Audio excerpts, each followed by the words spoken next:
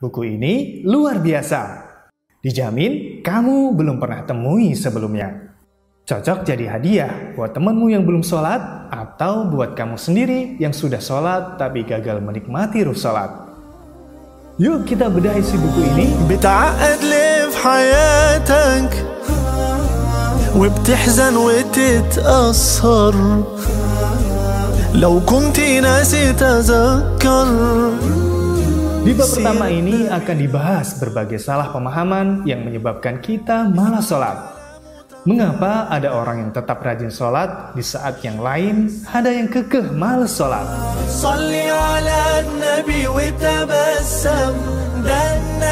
Berikutnya, iya, aku akan sholat, tapi nanti setelah kesibukanku reda.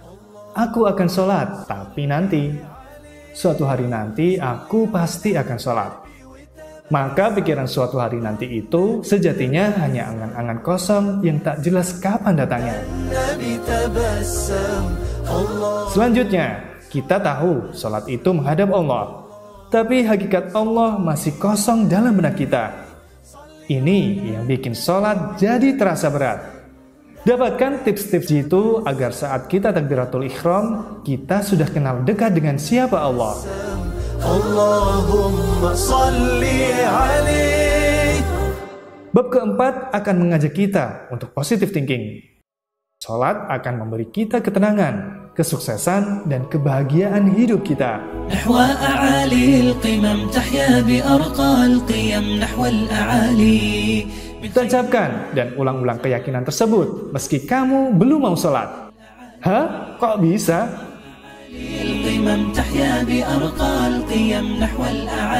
Bab 5, di sini penulis membeberkan sekian banyak motivasi yang diambil dari kisah kehidupan sehari-hari. Semua akan membantu kita untuk memulai sholat sekarang juga dan istiqomah dalam menjalaninya. Boleh dicoba kok. Bab 6 ini touchy banget. Dibongkar habis oleh penulis bagaimana sholat bisa menjadi sarana curhat yang ajaib. Kebayang gak sih seluruh curahan isi hati dan keluh kesah kita didengar oleh Zat yang Maha Kuasa.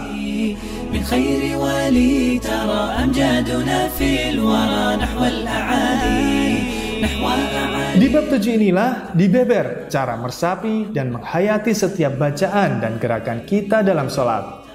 Menjadikan sholat begitu nikmat dan penuh ketenangan jiwa. Bukan sekadar aktivitas rutin yang hambar dan kering makna.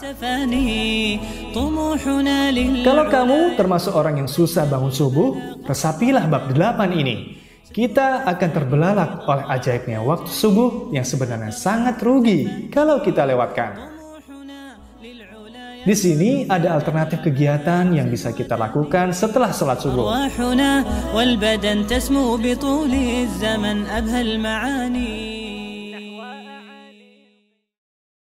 Bab 9, mengajak kita untuk terus istiqomah dengan sholat. Kan hanya dengan itu, kelak di hari akhir nanti kita akan dibuat kaget oleh bonus istimewa dari Allah yang tak kita duga sebelumnya. Kira-kira bonus apaan ya?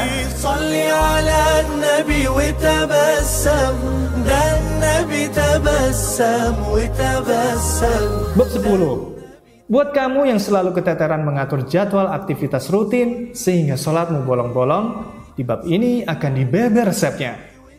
So, kamu bisa tetap beraktivitas plus tetap mampu menjaga sholat dengan tepat waktu. Nabi tabassam, Allahumma salli alaihi. Bab ini akan mengajak kita bagaimana menggunakan masa lalu kita yang kelam untuk memperkuat keistiqomahan kita dalam sholat. Kita akan diajak membandingkan sholat dan pengaruhnya before after kehidupan kita. Bab 12 ini tak kalah ajaib. Merinci detail manfaat setiap gerakan dalam sholat buat fisik kita. Mulai dari berwudu, berjalan ke masjid, hingga salam penutup. Buat kamu yang sudah berusaha rajin sholat tapi belum merasakan ketenangan dan manfaat lainnya, jangan lupakan bab ini. membuat kita menjadi sabar dan gigih untuk terus berusaha mendapatkan buah-buah indah dari salat kita. Bab 14. Kembali menjelaskan hakikat Allah yang kita temui dalam salat. Salat jadi lebih asyik karena kita tidak sedang berhadapan dengan ruang kosong saat mengerjakannya. Bab terakhir berisi nasihat dan pengingat bahwa hanya Allah lah tempat kita mengadukan semuanya. Mengadukan kesulitan yang kita alami atau mensyukuri nikmat yang kita dapati. Semua itu dapat kita sampaikan dalam salat.